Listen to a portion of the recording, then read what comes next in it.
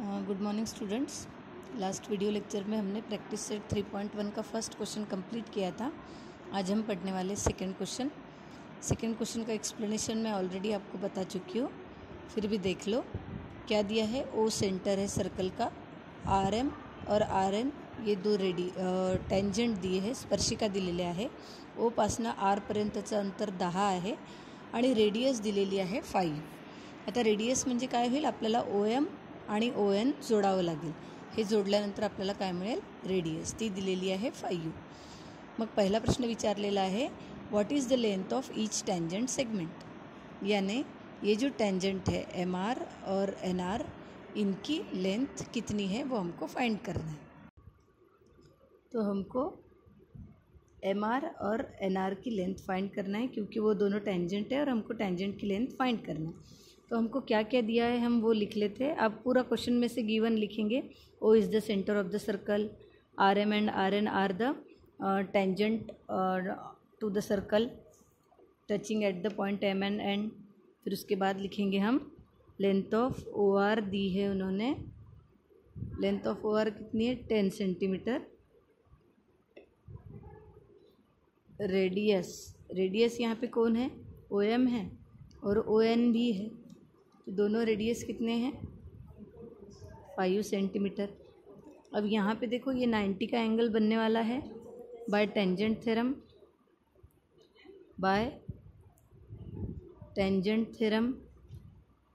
Angle O M R is 90 degree. So therefore in triangle O M R by Pythagoras theorem.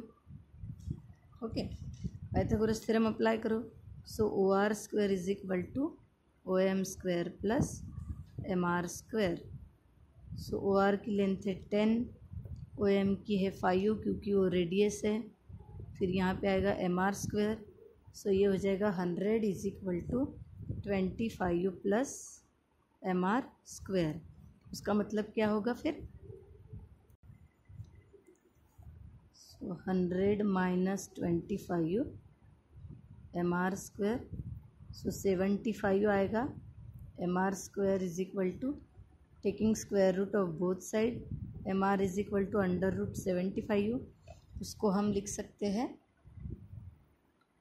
25 into 3, so 5 root 3। Okay, this implies N R is also is equal to 5 root 3 reason by tangent segment theorem. स्पर्शिका रेखाखंडाच्या प्रमेयानुसार external point से हम जो भी tangent draw करते हैं circle को, वो कॉन्ग्रुएंट होते हैं। तो हमारा यहाँ पर देखो आर ये एक्सटर्नल पॉइंट था और वो सेम डिस्टेंस पे है। देखो ये और ये डिस्टेंस रेडाई सेम है, तो ये दो टेंजेंट भी क्या रहेंगे? कॉन्ग्रुएंट रहेंगे। इसीलिए अगर हमें एम आर की लेंथ मिली है 5 रूट 3, तो एन आर भी क्या होगा? 5 रूट 3। अब देखो उसका सेकंड क्वेश्चन दिया है, what is the measure of M R O, यानी ये जो ऊपर का छोटा एंगल है वो कितना रहेगा वो हमें बताना है। तो देखो हमने ये जॉइन कर दिए थे, ये 90 का रहेगा, इसकी लेंथ 5 है और इसकी लेंथ 10 है ओ आर की। तो देखो अगर आप ओ एम को देखोगे तो वो ओ आर से आधी है, यानी ओ आर अगर 10 है तो ओ एम है 5। तो यहाँ पर हम यूज़ करने वाले हैं 30-60-90 थ्योरम का कॉन्वर्स। अभी 30-60-90 हमने 9th में पढ़ा था। तो इस तरीके से आप लिखोगे। सेकंड में एम आर ओ फाइंड करना है, तो क्वेश्चन मार्क दिया। ओ एम की लेंथ 5 है, ओ आर की 10 है। सो ओ एम ये क्या हो गया? ओ आर से आधा हो गया, इसलिए फिर हमने लिखा है by converse of 30-60-90 M R O कितना होगा? 30 डिग्री। ओके, यानी ये हमारा जो ऊपर का एंगल हो गया ये वाला, ये हो गया 30। अब मुझे बताओ, देखो ओ एम और ओ एन ये दोनों की लेंथ सेम है, उस तरीके से एम आर और एन आर की भी लेंथ सेम है, तो क्या होगा? ये एंगल भी 30 डिग्री का ही होगा, यानी एन आर ओ भी क्या होगा? 30 डिग्री का। तो देखो हमने वही किया है, एम आर ओ 30 मिल गया, तो सिमिलरली हमने ओ आर एन यानी नीचे वाला एंगल लिख दिया 30 डिग्री। अब ये नीचे वाला एंगल क्यों लिखा, क्योंकि आपका जो थर्ड क्वेश्चन है उसमें उन्होंने फाइंड करने को बोला है MRN। थर्ड क्वेश्चन में उन्होंने फाइंड करने को बोला है MRN। तो MRN कैसा मिलेगा, जब आप MRO प्लस ORN करोगे। MRO की 30 डिग्री है, ये भी 30 डिग्री है, दोनों की एडिशन होगी 60 डिग्री। सो इस तरीके से हमको MRN फाइंड करना है थर्ड में। तो इस तरीके से हमने फाइंड करके उसका आंसर लिखा है। इसके बाद हम देखेंगे थर्ड क्वेश्चन। थर्ड क्वेश्चन में देखो क्या बोला है, RM और RN ये दो टेंजेंट सेगमेंट है, सर्कल का सेंटर O है, OM और ON ये रेडियस है।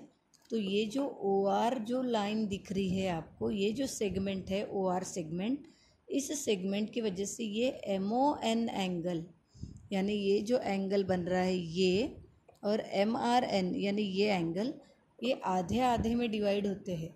यानी ये जो OR लाइन सेगमेंट है, वो लाइन सेगमेंट इन दोनों एंगल्स को आधे आधे में डिवाइड करती है, यानी बाइसेक्ट करती है।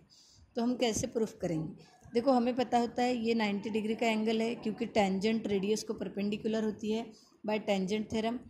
तो हम यहाँ पे क्या करेंगे, ये दो ट्रायंगल कंसिडर करेंगे, एक ऊपर का OMR और एक नीचे का ONR। दो ट्रायंगल कंसिडर करने के बाद हम लिखेंगे ये एंगल, इस ट्रायंगल का ये एंगल 90 का है, तो इस ट्रायंगल का ये एंगल 90 का है। तो M is congruent to N 90 degree, because tangent is perpendicular to radius. फिर उसके बाद लिखेंगे OM is congruent to ON, radii of same circle. उसके बाद लिखेंगे RM is congruent to RN, because tangents are congruent. ठीक है, tangent segment drawn from external point of a circle congruent होते हैं। तो हमने देखो दो साइड बता दिए और एक एंगल बता दिया। तो बा कसोटीनुसार म्हणजेच SAS कसोटीनुसार हे दोन ट्रायंगल काय झाले, कॉन्ग्रुएंट झाले। मग दोन्ही ट्रायंगल जर कॉन्ग्रुएंट आहे तर मला हा वरचा छोटा कोन आणि खालचा छोटा कोन कॉन्ग्रुएंट दाखवता येईल। त्याचप्रमाणे हा वरचा हा कोन आणि हा कोन कॉन्ग्रुएंट दाखवता येईल। चल आपण बघूया याचे स्टेप्स। तो देखो यहाँ पे आप लिखोगे in triangle OMR and ONR RM is congruent to RN, tangent segment drawn from external point are congruent. उसके बाद लिखा है OMR is congruent to angle ONR 90 degree है, या फिर लिख सकते हो टेंजेंट थेरम। मराठीमध्ये इथे रिझन काय लिहायचं, इथे लिहायचं वर्तुळाच्या बाह्य भागातील बिंदूतून वर्तुळाला काढलेल्या स्पर्शिका एकरूप असतात। वर्तुळाच्या बाह्य भागातून वर्तुळाला काढलेल्या स्पर्शिका एकरूप असतात। फिर उसके बाद 90 डिग्री उसका रीज़न टेंजेंट थ्योरम, यानी क्या लिखोगे स्पर्शिका प्रमेयानुसार। फिर OM is congruent to ON लिखा है, रेडिया ऑफ सेम सर्कल, इसलिए ये दोनों ट्रायंगल क्या हो गए, कॉन्ग्रुएंट हो गए। कौन से प्रॉपर्टी से, SAS प्रॉपर्टी से। मराठीमध्ये लिहायचं बा कसोटीनुसार हे दोन त्रिकोण काय झाले, एकरूप झाले। मग दोन त्रिकोण एकरूप आहे तर त्याचे आपण उरलेले कोण एकरूप दाखवू शकतो। तो मैंने आपको डायग्राम में समझा के बताया। हाफ ऑफ एंगल हमने कॉन्ग्रुएंट बता दिए। तो देखो congruent angle of corresponding angle of congruent triangle, corresponding angle of congruent triangle, एकरूप त्रिकोणाचे संगत कोण। अब ये कॉन्ग्रुएंट है यानी ये सेम है, तो सेम तभी रहेंगे। ऊपर का आधा ट्रायंगल, जैसे कि ये देखो, ये ऊपर का आधा ट्रायंगल जो है, ये एंगल इस एंगल के साथ कॉन्ग्रुएंट है और ये एंगल इस एंगल के साथ कॉन्ग्रुएंट है।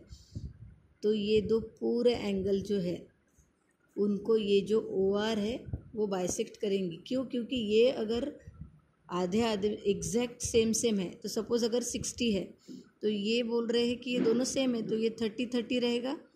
60 मैंने एक एग्जाम्पल लिया है, वो 60 नहीं है। ओके, तो सेम रहेंगे। तो ये सेम में डिवाइड कब होगा, जब ये बाइसेक्ट करेगी। इसलिए अभी हम डायरेक्ट लिखेंगे कि OR bisect angle MRN, therefore OR bisect angle MRN and angle MON। म्हणजेच तुम्ही लिहायचं OR ही एंगल MRN आणि एंगल MON ला दुभागते। अब हम देखेंगे last question. What is the distance between two parallel tangents of a circle having radius 4.5? अब देखो एक सर्कल है, उसके दो पैरेलल टेंजेंट है, तो आपको और रेडियस दी है 4.5, तो आपको डिस्टेंस फाइंड करना है उन पैरेलल टेंजेंट्स का। तो पहले क्या करते हैं, हम इसकी डायग्राम बना लेते हैं। देखो इस तरीके से हमने डायग्राम बनाई, एल और एम ये दो टेंजेंट हो गए, ओके। उसके बाद ये ओ हमने सेंटर को नाम दे दिया, ए और बी हमने पॉइंट ऑफ कांटेक्ट ले लिए, रेडियस 4.5 बोला था इसलिए मैंने यहाँ पे 4.5 लिखा है। अब ये फिगर देख के आपको ए बी डिस्टेंस तुरंत बताते आएगा। ए बी यानी क्या हो गया, ये 4.5 में ये 4.5 ऐड कर दोगे तो आपको मिल जाएगा A B.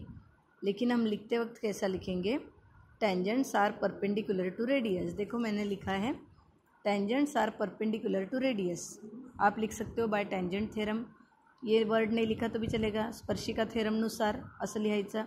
O A is perpendicular to line L, यहाँ दिख रहा है हमको ओ ए ये परपेंडिकुलर है लाइन एल पे, ये यहाँ पर भी परपेंडिकुलर है, तो O B is perpendicular to line M.